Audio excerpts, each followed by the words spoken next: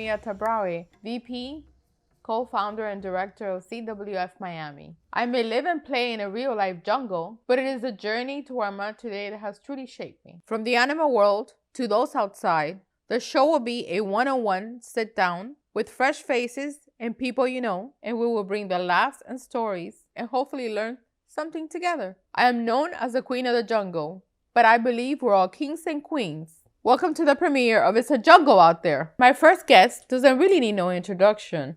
He is the man, the myth, the legend. He is my partner and my best friend. So now let's meet Mario Tabraue. So Mario, tell me how you came to be the king in your own life to date. Well, it's been a lot of ups and downs for many, many decades at least. My journey still has not ended. I consider myself like the king of my own jungle, but sometimes I question how far and how big can this jungle be? And only time will tell. And all I ask is the powers above to please give me more years of healthy life so I can keep on making it better. And I'm sure you can take it wherever you want to. I surely hope so.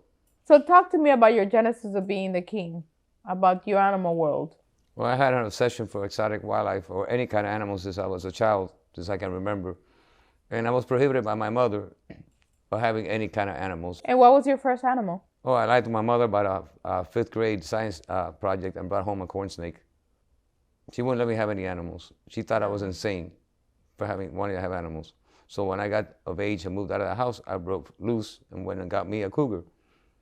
The cougar wasn't enough because I wanted to have a tiger. So I went to a certain place where it was like Toys R Us of animals, and somehow I was able to finagle my way out with a baby tiger. Of course, Tony the Tiger from the cornflakes. I got 2 violations from the same state officer in the same property I lived in for having a Class 1 wildlife without a license because you can't have them as pets. So I moved to the end of the world. I'd rather not say in this interview what I was doing in that end of the world. And he found me there, but he found and saw the passion I have for animals, so he gave me that all-species permit to have animals for exhibition or public sale, and that's where it all began. So that was your push into your exotic world park. Yes. And tell me a little bit about that park. I ended up at the end of 3 years later, I had giraffes, zebras, orangutans, chimpanzees, gibbons. I had a whole menagerie of animals. Talk to us a little bit about that. Oh, I had a private menagerie in my own home that had animals that I wish I could have them again now. And my neighbors hated me because of sounds and noises and anything, but the state overruled the city ordinance. I was allowed to keep them. But I got indicted on federal charges back then, so... So the state were in favor to what you were doing with the animals? Of course. They love what you were doing. Same as they are now. Same as they support you. Yes, 100%. But when the FBI and the FDLE and for DEA and everybody else comes into factor for some other cases, they're there to save you. I was taken to a different kind of jungle for 12 years. So how was that jungle? Tell us a little bit about that. Well, exotic wildlife, the jungles of the wild. And I have enough experience to say that I trust more the exotic wildlife, a lion, a tiger, go in their cage. Depending on my mood, they know my mood. But you go into the jungles of penitentiaries with humans, humans are unpredictable. You know, somebody asked me one day, just recently in a party, I said they were comparing scars from animals, animal things. And she said about a scar on her face. And when they asked me, I have a scar here, it says, what for? It says, I got knocked out, sucker punched in prison. That doesn't count. I said, sure it does. It's a jungle, it's animals, we're all animals. And everybody in that party just went down on the ground laughing. So you trust more animals than humans? Yes. Do you think Carol Baskin killed her husband? I can think anything I want, but I can't make a statement because honestly, I don't know. All I can tell you is that somebody's been missing without a trace for 24 years, gotta be dead. She hates me, she talks all kinds of things about me, 99% lies and BS, simply because I'm a friend of somebody she really hates, but she really has nothing on me, but she continues talking. But I have nothing bad to say about her, except that I can't stand her because she's on my case all the time. But did she kill her husband? Somebody did. Did she do it or have it commissioned? I don't know. And we all know that there's no perfect crime. So someday it will come out to light. Maybe. Maybe they can do the RICO Act like they did to me. Go back 20 years. But she's got a lot of people bribed in her area, the sheriffs and everything. Proven fact. A lot of things, the statute of limitation has run out. I wish her well. What is it about wildlife that fascinates people? That make them want to come to CWF and want to come back again and again? It's most of the things that the animal rights people are against, which is the experience of being able to see up close and personal, and often be able to hold a cub of an animal that otherwise you look at as a killer in the wild. That who cares if they go extinct? But if you get that experience of holding a baby and seeing the love they share and how sweet they can be, you might think twice when you have those votes against, even here in Florida right now, even where I live, which is the end of the world, crops, they're turning down, they're tearing down everything there just to build Home Depots and apartments and duplexes and Publix. It's deforestation all over the world. But if people get an experience that these poor guys are going to get extinct, what can we do for them? Then perhaps they won't be so negative, like PETA, Animal Rights, is about people reproduce them and keeping them alive in captivity. I'm not talking about having hundreds and thousands of tigers in captivity, because there's more in captivity in Texas than there is in the whole jungle. But there's a lot of species that are going extinct. And Limbani, for example, is a special animal. And he's loved. He's the most popular thing we have here. People send him kisses by DM, like he's going to answer with a kiss. People want to see him, even they can't touch him from a distance, or get a high five, or knuckles. I mean, he's popular. People send him love messages. Has Limbani had any special friends, human friends or animal friends? Numerous animal friends. The first one was Igor, may his soul rest in peace, my German Shepherd. And Igor was friends with all the animals here. Even Animal Planet came to film him once with his relationship with 2 baby white tigers. And Limbani had Bruno, an African Mastiff that he grew up with. They adored each other. And to date, he has an affinity for many people that he feels are not threatening him, people that he feels are his peer, and just want to show him love and respect. He respects them. He's changed in a way now with puberty and everything, where not everybody can touch him, but he has very special friends. Even with you, he's special. And we have 2 special friends of ours, like family, Tanya and George, which raised him when he was in need. Everybody was too busy to deal with it, and he adores them. You don't see him for 6 months, and he sees me, he goes crazy running after him. Which brings back my goal. My next goal is to make a very beautiful and full of enrichment environment for him. So he can live the rest of his life. Yes, and get him some buddies. And I know there was a story one day about a chimp getting a gun. Puerto Rico was closing down their zoo, and they sent me a chimpanzee. They call it a dwarf pygmy chimpanzee. So I didn't have a cage for a normal chimpanzee, and the thing arrived, and it was a little box, and all of a sudden a hand breaks out of the box, and the hand was bigger than mine. I said, this is not very cool. So anyway, it turned out to be the bonobo. Honestly, she was being caught in the wild. They shot the mother, and she had a pellet in her head from a shotgun. She had trauma. She had trauma, but she was pretty sweet. So I took her out of her cage and put her in my room to sleep, while I put Julie in a safe enclosure. And she picked up a fully automatic back-10 machine gun in the middle of the night and started aiming at everybody. Fortunately, she never pulled the trigger. It was a very interesting story. And a lot of people needed to go to the bathroom that day immediately after. So we managed to survive through the pandemic. I managed to survive all my 66 years of life, one way or the other, even though I've been tested and retested many times, and it's not over yet. And you had a chance for yourself to revamp yourself, restructure yourself through this pandemic? You mean like go with the flow, but I still am who I am, and I'm not going to change who I am? Yeah, or other ways of thinking, other ways of... I've always been considered humble, even though I do have a bad attitude when people kind of like take me for a ride, or in other businesses take me for my money or whatever. Oh, we know that. Yeah, I can be a bad guy, but I've been humbled a lot.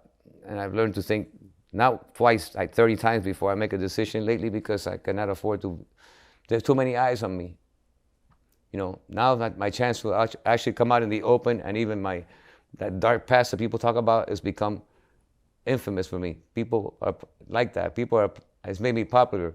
Tiger King tried to dirty me, and poor Eric Good was not able to do it. Why? Because I didn't belong there. And what do people say? The only person that's likable and makes sense is the gangster. Talking about me. So do you consider yourself a gangster, or just a survival? I consider myself some crazy MF boy. Do you consider yourself a person that can attract females by your story or by yourself? I'm not going to answer that question. No? Why? I think everybody likes a bad boy. True, I agree with you. No matter what he looks like. Why do you think females are attracted to you? Because of the bad boy? Because of the exotic? The exotic animals brings a lot of attention to people. The way people behave themselves. The gangster thing about I'm supposed to be Your charisma as well? I was supposed to be what they made Scarface out of, though I didn't come on a boat from Cuba. I've been here since I was 7 years old. I mean, there's a lot of different things in fame and mystery. Behind my personality. Behind the man, the legend, the myth. Oh, thank you for the compliment. I don't think myself that way. Like I said, I try to be humble. So now let's talk about your brother and have a discussion how you met your partner Maria, and the affinity that the three of us had together. I got out of they had me in Dade County Jail because in the federal system, everywhere where they could house me, they had somebody that snitched on me at some point, so they had me in county jail. So when I got out, my brother picked me up, and the next morning took me, the next day, which is a Saturday, he took me to get custom clothes. I had no clothing, but I met her selling a piece of jewelry back to my brother's. I was wearing my brother's jeans that were about here, and the shirt here, because that's all I had to wear that day, and that's how I met her. And we started talking about the animal business, and this individual here was OCD. She couldn't have a piece of hair on the floor. I destroyed her house to start with. And she got involved in the passion for the animals, and that started that way. And we had our ups and downs and merry-go-rounds, and this is where we're at now. And what was the first animal that we had together? You want to remember? A lady friend of mine, soul rest in peace, Dolores Newman, specifically bred a baby black leopard for me as a gift, Gypsy. And she used to travel with us where? I remember. Everywhere. Hotels, her house, the first warehouse that was started for bringing animals back in the business, everywhere. And at one point, you thought that the animal was too big, and we decided we needed to find more, expand our business and find a bigger location. Acreage, yes. And against your better judgment, this is where this place is now. And that's how we started. Yeah. And how did we start it here? The vision back then was basically to as a source of income, provide reptiles and other small animals to pet shops all over the country as pets or whatever, so we can maintain our vision of having animals, endangered species in captivity and reproduction. And then you fell in love with the property, and we decided now we wanted to share this with the world. Yeah, when Katrina and Wilma blew us away, we had 700 venomous snakes in one room without a roof over it. That ended my venomous idea for a while, and we had no roof. I had to start from scratch again. So we built a couple of cages for this place, and I think one person came here to visit and liked it so much they posted it on TripAdvisor, and this thing just blew up. It just drove me nuts because I used to go out in the garage so happy to be alone, and then there's 30 people out there waving and wanting to do tours, and that's how it started. So it took one person to come and fall in love with the idea and the vision that we had. Right. And it blew up, and we're here. And this is where we're at here. Yeah, fighting animal rights and PETA and all these people that get so much money that they waste on fighting us. But would you change that? If you were to go back, would you change that? I would probably do different things that I've learned from the enemy, which is the animal rights people. Mm-hmm.